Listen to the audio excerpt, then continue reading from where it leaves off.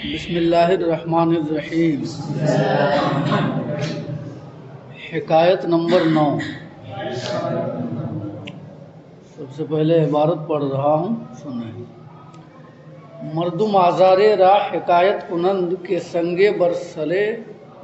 سنگے بر صالح زد، درویش را مجال انتقام نبود، سنگ را باخود ہمی داشت، تا وقت کے ملک را براں لشکری خشم آمد، و در چاہ کرد درویش بیامد، و سنگ بر سرش کوفت، گفتا تو کیستی و ای سنگ بر من چرا زدی، گفت من فلانم و ای سنگ ہما است کہ در فلاں تاریخ بر سر من زدی، گفت چندی روز کجا بودی، گفت از جاہت اندیشہ می کردم، اکنوں کے در چاہت دیدم، فرصت را غنیمت شمردم، کہ زیرکاں گفتہ اند۔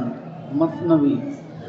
نا سزائے را چوں بینی بختیار، عاقلاں تسلیم کردن اختیار، چون نداری ناخنے در رندہ تیز، بابداں آن بہ کے کم گیری ستیز، ہر کے باہ فولاد بازو پنجا کرد، ساعد سیمین خود را رنجا کرد، باشتا دستش ببندد روزگار، پس بکام دوستا مغزش برآر۔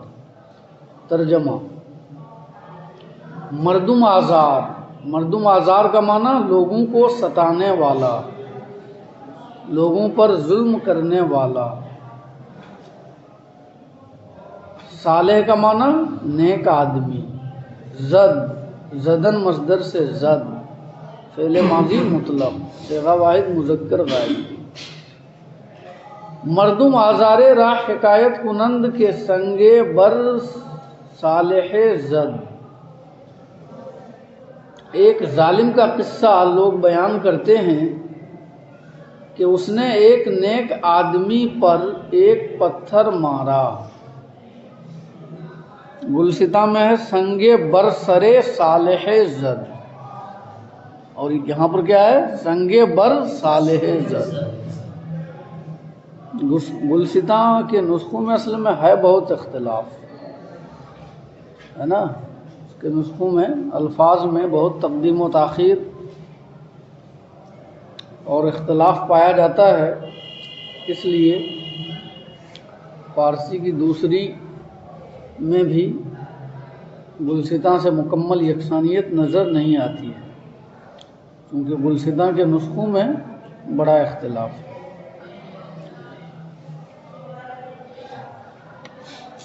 تو ترجمہ سمجھ میں آیا؟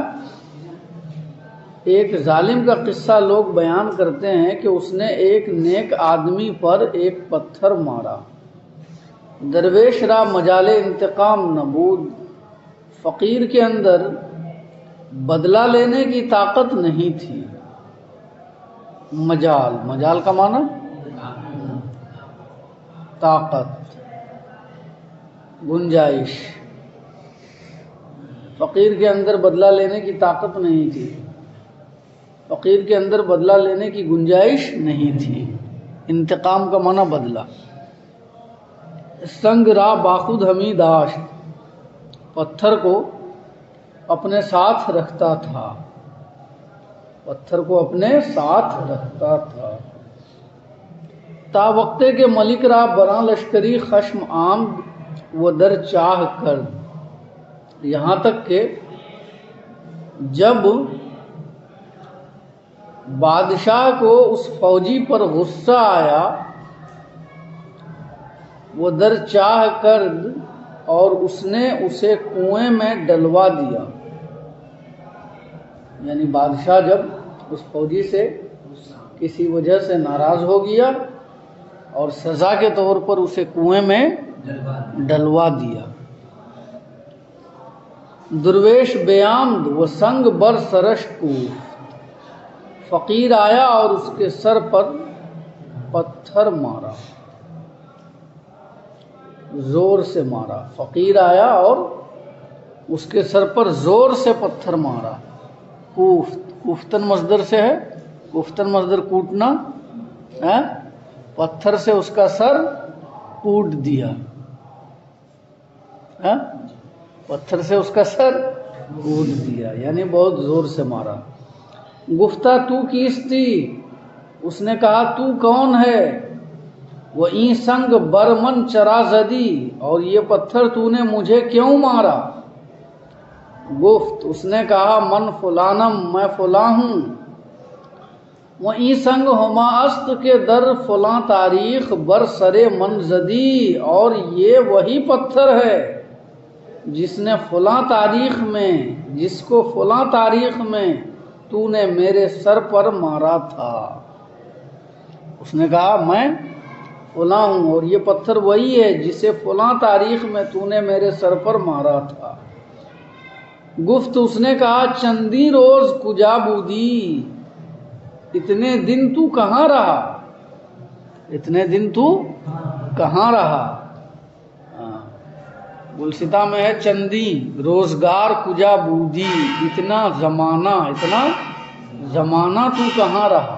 گفت، اس نے کہا از جاہت اندیشہ می کردم، میں تیرے مرتبے سے ڈرتا تھا۔ اندیشہ می کردم، میں ڈرتا تھا، ہے نا، خوف کرتا تھا، تیرے مرتبے سے میں ڈرتا تھا۔ اکنوں کے در چاہت دیدم فرصت را غنیمت شمردم، اب جبکہ میں نے تجھے کنویں میں دیکھا تو موقع کو غنیمت جانا، موقع کو غنیمت جانا کہ زیرکاں گفتہ اند، کیونکہ عقل مندوں نے کہا ہے، زیرکاں زیرک کی جمع عقل مند، کیونکہ عقل مندوں نے کہا ہے۔ مثنوی نا سزائے راچوں بینی بختیار، عاقلاں تسلیم کردند اختیار، جب کسی نااہل کو تو با اختیار دیکھے تو عقل مندوں نے اس کے اختیار تسلیم کر لیے ہیں۔ بختیار با اختیار یعنی، ہے نا، نا سزا، نا سزا نالائق، نالائق، نا سزائے راچوں بینی بختیار، جب کسی نااہل کو، نالائق کو تو با اختیار دیکھے، عاقلاں تسلیم کردند اختیار، تو عقل مندوں نے اس کے اختیار تسلیم کر لیے، عقل مندوں نے اس کے اختیار تسلیم کر لیے ہیں۔ یعنی عقل مند لوگ ایسے موقعوں پر یہی کرتے ہیں، سمجھ میں آیا نا، کہ اس نااہل کی اطاعت قبول کر لیتے ہیں۔ چون نداری ناخنے در رندہ تیز، بابداں آں بہ کے کم گیری ستیز، جب تو ہارنے والا تیز ناخن نہیں رکھتا ہے، جب تو پھاڑنے والا تیز ناخن نہیں رکھتا ہے، درندہ دریدن مصدر سے ہے، دریدن مصدر پھاڑنا، درندہ پھاڑنے والا، جب تو پھاڑنے والا تیز ناخن نہیں رکھتا ہے تو پھر بہتر یہی ہے کہ تو لڑائی نہ کرے، تو بہتر یہی ہے کہ تو لڑائی نہ کرے بروں کے ساتھ، بروں کے ساتھ، تو بہتر یہی ہے کہ تو بروں کے ساتھ لڑائی نہ کرے۔ با بداں، بداں بد کی جمع ہے، بد کا معنی برا ہے نا، اور ستیز، ستیز کا معنی لڑائی، اے لڑکا، ستیز کا معنی لڑائی، اور کم گیری، کم گیری کا معنی تو اختیار نہ کرے، کم گیری کا معنی تو اختیار نہ کرے۔ ترجمہ یہ ہو گیا با بداں آں بہ کے کم گیری ستیز، تو بہتر یہی ہے کہ تو بروں کے ساتھ لڑائی نہ کرے، جب تو پھاڑنے والا تیز ناخن نہیں رکھتا ہے تو بہتر یہی ہے کہ تو بروں کے ساتھ لڑائی نہ کرے۔ ہر کے با فولاد بازو پنجا کرد، ساعد سیمین خدرا رنجا کرد، ہر وہ شخص جس نے ایسے آدمی سے لڑائی کی جو فولاد جیسا بازو رکھتا ہے، فولاد بازو کا مطلب وہ آدمی جس کے بازو فولاد کی طرح مضبوط ہوں، فولاد لوہا، فولاد کا مطلب لوہا، فولاد بازو کا مطلب یعنی وہ آدمی جو فولاد جیسا بازو رکھتا ہے نا؟ مراد کیا ہے؟ فولاد بازو سے مراد طاقتور، طاقتور، نہیں سمجھے؟ ہر وہ شخص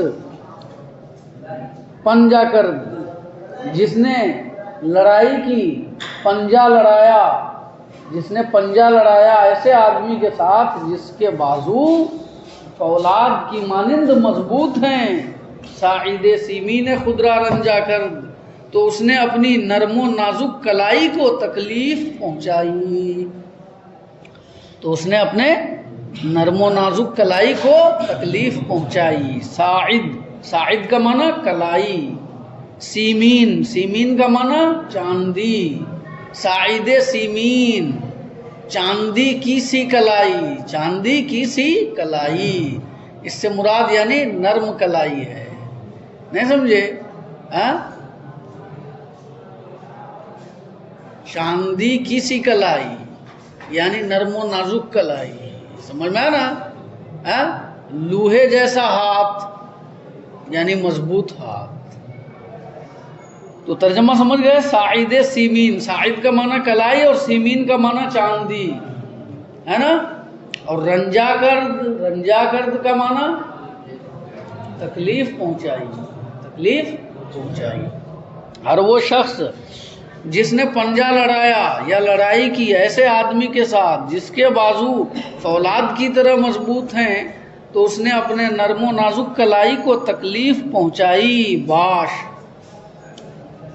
ٹھہر جا، رک جا، باش، ٹھہر جا، رک جا، تا دستش ببندد روزگار، یہاں تک کہ زمانہ اس کے ہاتھوں کو باندھ دے۔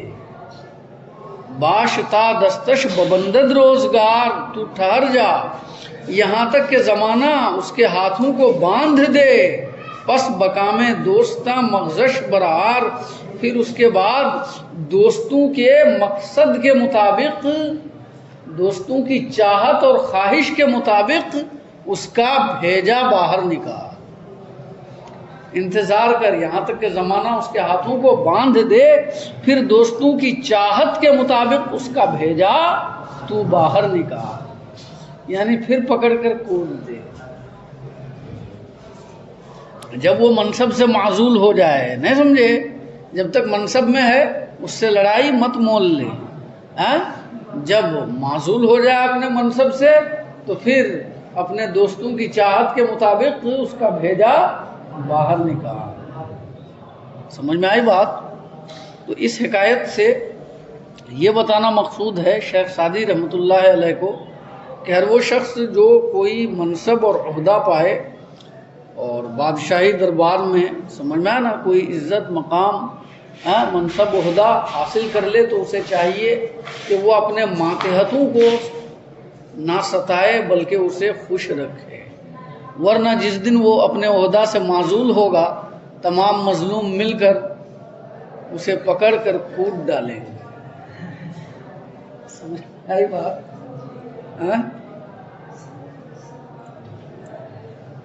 دوبارہ پڑھا دوں یا چھوڑ دوں؟ حکایت نمبر 9۔ ہاں غلام اشرف تم بتاؤ، پڑھاؤں یا روک دوں؟ مردم آزار راہ حکایت کنند کے سنگے بر صالح زد۔ ایک ظالم کا قصہ لوگ بیان کرتے ہیں کہ ایک نیک آدمی پر اس نے ایک پتھر مارا۔ درویش را مجال انتقام نبود، فقیر کے اندر بدلہ لینے کی طاقت نہیں تھی۔ سنگ را باخود ہمی داشت، پتھر کو محفوظ رکھتا تھا۔ تا وقتے کے ملک را براں لشکری خشم آمد، یہاں تک کہ جس زمانے میں بادشاہ کو اس فوجی پر غصہ آیا وہ درچاہ کر اور اسے کنویں میں ڈلوا دیا۔ درویش بے آمد و سنگ بر سرش کوفت، تو فقیر آیا اور اس کے سر پر زور سے پتھر مارا۔ گفتہ تو کیستی، اس نے کہا تو کون ہے؟ وہ ای سنگ برمن چرازدی، اور یہ پتھر تو نے مجھے کیوں مارا؟ گفت، اس نے کہا من فلانم، میں فلاں ہوں۔ وہ ای سنگ ہما است کے در فلاں تاریخ بر سر منزدی، اور یہ پتھر وہی ہے جسے فلاں تاریخ میں تو نے میرے سر پر مارا۔ گفت اس نے کہا چندی روز کجا بودی، اتنے دن تو کہاں رہا؟ گفت از جاہت اندیشہ می کردم، اس نے کہا تیرے مرتبے سے میں ڈرتا تھا۔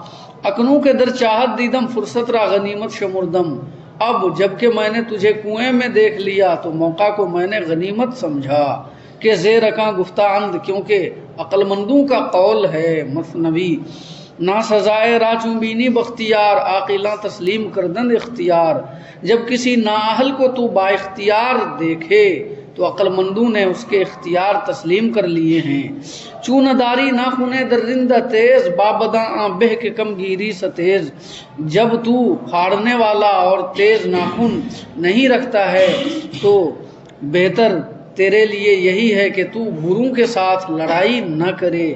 ہر کے با فولاد بازو پنجا کرد، ساعد سیمین خدرا رنجا کرد۔ ہر وہ شخص جس نے کسی طاقتور آدمی کے ساتھ اپنا پنجا لڑایا تو اس نے اپنی نرم و نازک کلائی کو تکلیف پہنچائی۔ باش تا دستش ببندد روزگار، پس بکام دوستا مغزش برار۔